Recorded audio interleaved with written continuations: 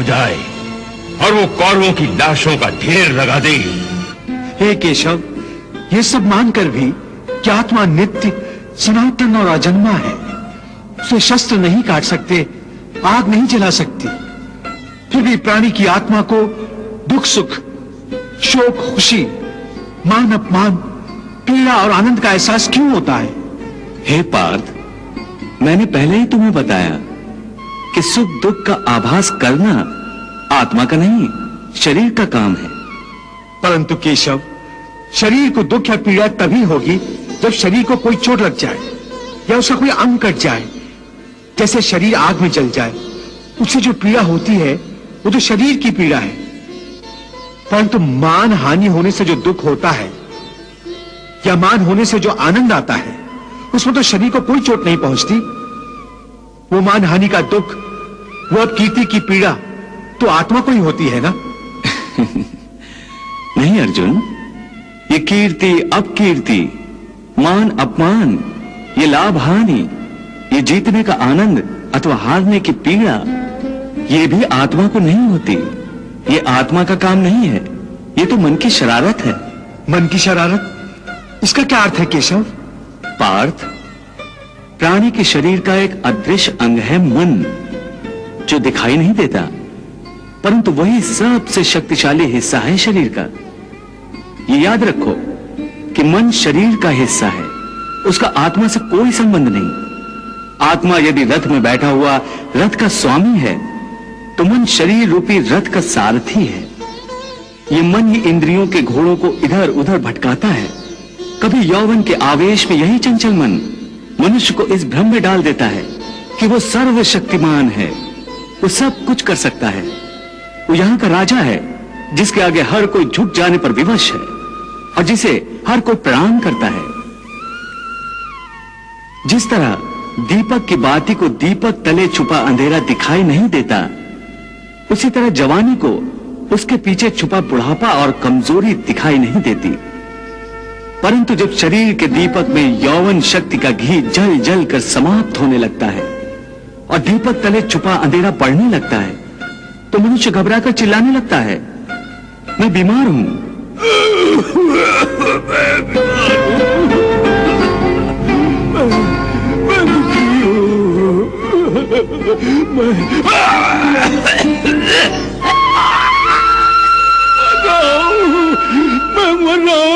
मुझे बचाओ। ये रोने का नाटक भी मन ही करता है। हे अर्जुन, मनुष्य को मैं के घमंड की मदिरा पिलाकर मधोश करने वाला पाखंडी केवल मन है।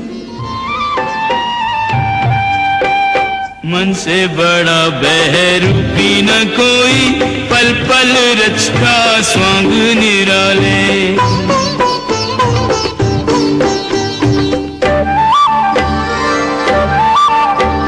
माया ममता में उलझा रहे वो, पड़ जाए जो मन के पाले।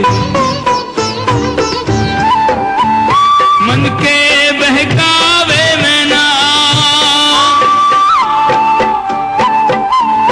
मन के बहकावे में ना, मन राह भुलाए भ्रम में डाले। मन के बहकावे में ना, मन राह भुलाए भ्रम में डाले। तू इस मन का दास न बन, इस मन को अपना दास बना ले। तू इस मन का दास न बन, इस मन को अपना दास बना ले। वाह प्रभु वाह। उसके हाथों में मोह माया का जाल है, जिसे वो मनुष्य की कामनाओं पर डालता रहता है और उसे अपने वश में करता रहता है। ये मन शरीर से भी मोह करता है, अपनी खुशियों से भी मोह करता है और अपने दुखों से भी। खुशियों में खुशियों से भरे गीत गाता है, तो दुख में दुख भरे गीत गुनगुनाता है। अपने दुख में दूसरों को शामिल करके उसे खुशी होती है। किसी भी प्राणी को उसका मन जीवन के अंत तक अपने जाल से निकलने नहीं देता। रस्सी में बांधकर उसे तरह तरह के नाच नचवाता रहता है। वो जीव को इतनी फुर्सत भी नहीं देता कि वो अपने अंतर में झांक कर अपनी आत्मा को पहचाने और आत्मा के अंदर जिस परमात्मा का प्रकाश है उस परमात्मा का साक्षात्कार करे।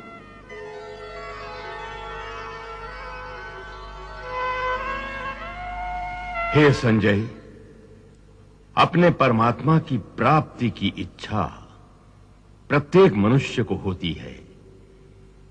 मेरे मन में भी ये इच्छा है, परंतु परमात्मा का साक्षात्कार मुझे आज तक नहीं हुआ। कैसे होगा महाराज? क्यों? मैं अंधा हूं इसलिए? नहीं महाराज, अपने प्रभु के दर्शन के लिए तन की नहीं, मन की आंखों की आवश्यकता होती है। परंतु आपने तो अपने अंतर चक्षु बंद कर रखे हैं, फिर आपको प्रभु का साक्षात्कार कैसे हो सकता है? और मन की आंखें खुली न हों तो प्रभु आंखों के सामने भी हों तो दिखाई नहीं देते हैं। प्रभु, ये संजय कैसी उलझी उलझी बातें कर रहा है? जो उसके मन में है उसे स्पष्ट रूप से क्यों नहीं कहता? देवी, संजय ईश्वर पर आस्था रखता है। वो भगवान श्री कृष्ण का भक्त है और दूसरी ओर वो महाराज धृतराष्ट्र का सेवक भी है। इसलिए उसे अपनी भक्ति और अपना सेवा धर्म दोनों ही निभाना पड़ रहा है। ना तो वो अपने भगवान श्री कृष्ण के प्रभुत्व के विरुद्ध कुछ कह सकता है और ना ही अपने स्वामी महाराज धृतराष्ट्र की इच्छा के विरुद्ध। इसलिए वो खुलकर कुछ कहना नहीं चाहता। इस दुविधा के होते हुए भी संजय ने बड़ी चतुराई से सच बात कह दी कि भगवान के दर्शन के लिए तन से कहीं अधिक मन की आंखों की आवश्यकता होती है और महाराज धृतराष्ट्र तन और मन दोनों आंखों से अंधे हैं। संजय, तुम्हारी बातें भी श्री कृष्ण की बातों की तरह गोल मोल हैं, मेरी समझ में नहीं आती।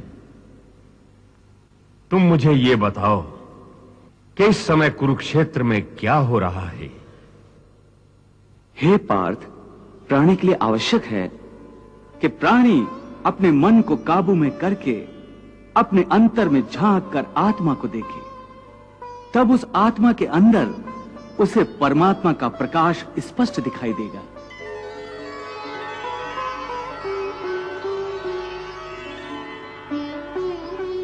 उसी को परमात्मा का साक्षात्कार कहते हैं। तुम तो कहते हो कि अपने अंतर में झांक कर आत्मा को और उस आत्मा में प्रकाशित परमात्मा को पहचानो, अर्थात आत्मा से अलग कोई और है जो आत्मा को पहचानेगा। ये किसको कह रहे हो कि आत्मा को पहचानो? कौन पहचानेगा अंतर की आत्मा को? तुम्हारा मन। मन? हाँ, तुम्हारा मन। परंतु तुम तो कहते हो कि मन माया के भ्रमजाल में फंसाकर प्राणी को बहुत नाच नचाता है, फिर वह आत्मा और परमात्मा क्यों ले जाएगा? तुमने ठीक प्रश्न किया अर्जुन। उसका उत्तर यह है कि जब तक तुम अपने आप को मन और विषयों के अधीन रहने दोगे तब तक वो तुम्हें नाच नचाता रहेगा। हे पार्थ, मनुष्य का शरीर एक रथ की भांति है।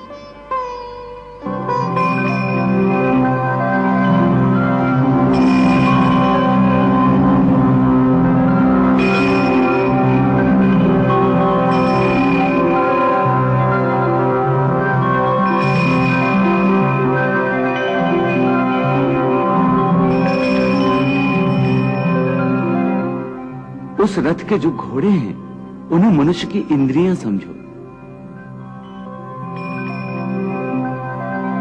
जैसे आंख, नाक,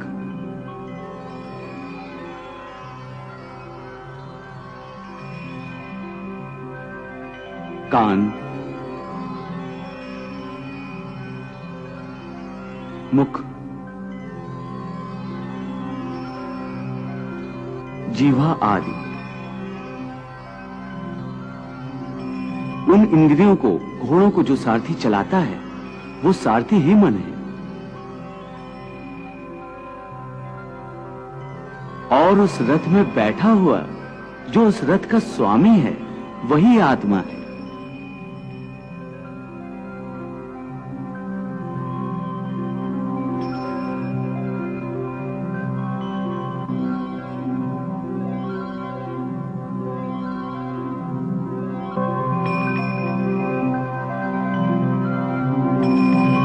मनुष्य की इंद्रियां अपने विषयों की ओर आकर्षित होती रहती हैं।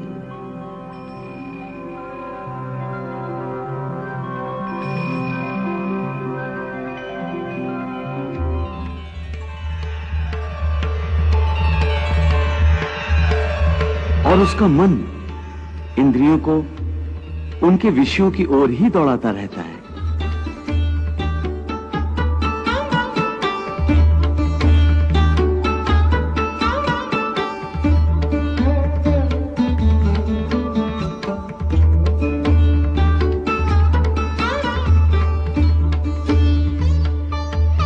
यह तभी तक हो सकता है जब तक जीवात्मा अपने मन को अपने काबू में ना लाए। जब तक मन काबू में नहीं आएगा, वो इंद्रियों को उनके विषयों की ओर ही दौड़ाता रहेगा।